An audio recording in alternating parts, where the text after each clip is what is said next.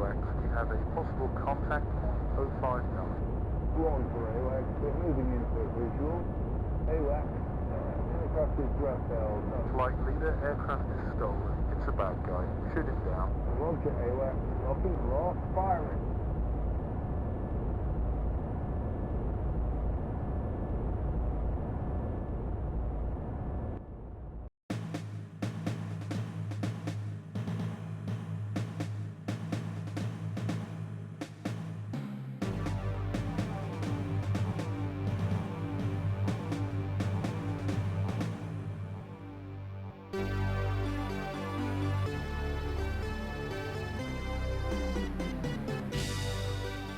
Hello and welcome to a look at Jetstrike for the Amiga, a game that was released by Rasputin.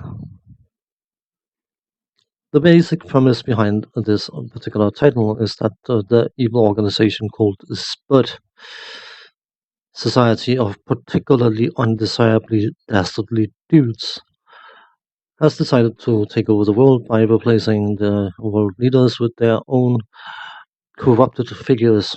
And you can imagine that the various different nations may not be overly keen on that idea. So, various different intelligence organizations of various different nations attempt to infiltrate this but fail in the process. Someone decides to volunteer you to do something about it, and with you get your trusty mechanic Harry and a mission officer that will issue you various different missions. At the start of the game you have the option to change various different options, and I will definitely encourage to tamper with the control options, but I will cover that once we reach the talk about the controls.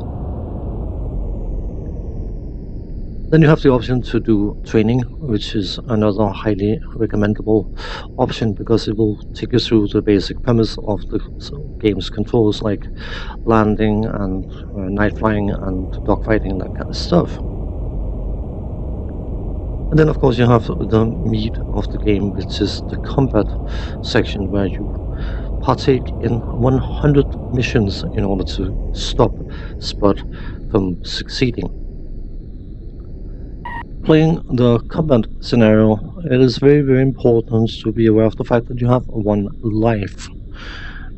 If you should get shut down and fail to eject, or you should slam into the ground at a very high speed, the character will die and the game will end, and you will have to start over again from the beginning. Certain missions will give you codes that you should write down so you can continue from that point onwards, but that failure state alone can be quite unforgiving. But it's not the only failure state.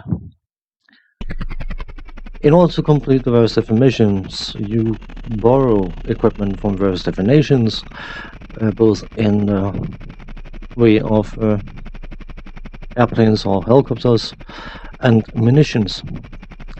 And while you can get away with losing cheaper planes somewhat frequently, the more expensive equipment is not something your treasure master is going to be overly keen on you throwing away randomly.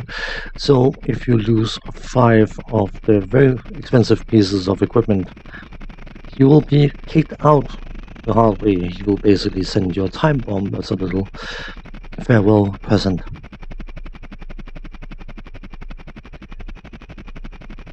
From a graphical point of view, you could argue that this game is somewhat basic, and I can understand why that would be the case. Certain people called it outright ugly, which I think is a bit unjust, but in order to keep the scope and the pacing at the level it is, simplified graphics is likely a requirement, and while the graphics are somewhat simplified, you can easily identify the different planes from one another, buildings and enemy vehicles and anti-aircraft guns and all that kind of stuff. So while not spectacular in any way, shape or form, and while the AGA tag doesn't do an awful lot differently than the normal version, I'm perfectly accepting of the graphics. The sound effects, of course, comes in the sound of the whatever type of airplane, helicopter thing flying around, and sound of guns and missiles and bombs and whatever else it might be. And I do find the sound effects in general to be very fitting for the game, and it enhances the adrenaline rush that the game definitely can give you. The music, I can take or leave. I'm not overly fussed by it. It doesn't impress me, it doesn't annoy me, whatever. Yeah. But then we come to the controls, which is where the game can definitely kick you in the pants, because by default you will play this game using keyboard and joystick, or joystick and keyboard more likely. And the default controls are not pleasant, to say the least. Definitely inspired by flight simulators, pulling down the joystick will cause you to climb, and pushing up on the joystick will cause you to dive, which is perfectly okay once you get used to it. But by default, you use right on the joystick to increase speed and left to decrease the speed. But you have the option to carry two weapons, plus your gun, cannon, whatever else it might be. And you activate one of them by holding down the fire button and pressing left, and holding down the fire button and pressing right will activate or utilize, deploy the second weapon system. But of course, because acceleration is tied to moving right, if you at the same time for some bizarre reason decide to let go of the fire button, you are going to slam into the ground because you suddenly get an likely unexpected burst of speed. The only way to fully enjoy this game's controls and get used to them basically is to play with the CD32 joypad or something equivalent, and then disable stick control of throttle.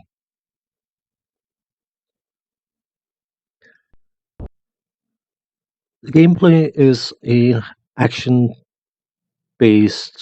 somewhat simulation-inspired game where the main draw is the availability of aircraft and helicopters, which is quite extensive.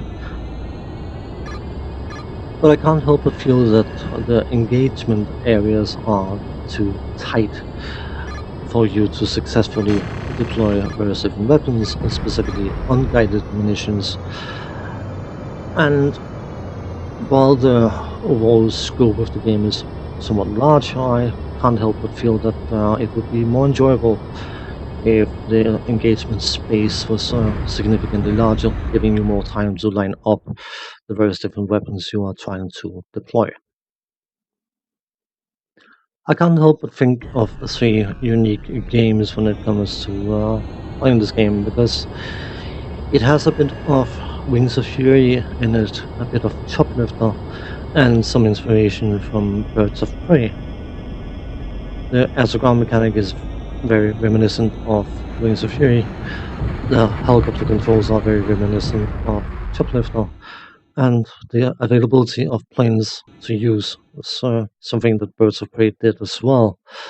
A simulator that I haven't covered yet, that I likely will cover, which gives you access to quite a few different planes to fly around and have some fun in. But while this game is very ambitious, I don't feel that it does any of the things that the three before mentioned games succeeded at as well as those games did. This is going to be a toss-up. Either you're going to find the action quite exciting, especially if you have a good control option available, or you are likely going to find that the game is incredibly frustrating. The controls are obnoxious and gets in the way more than benefits you, and the challenge level is too harsh to be fully enjoyable. On that note, I'm going to say thanks for watching, take care, see you next time. Bye bye for now.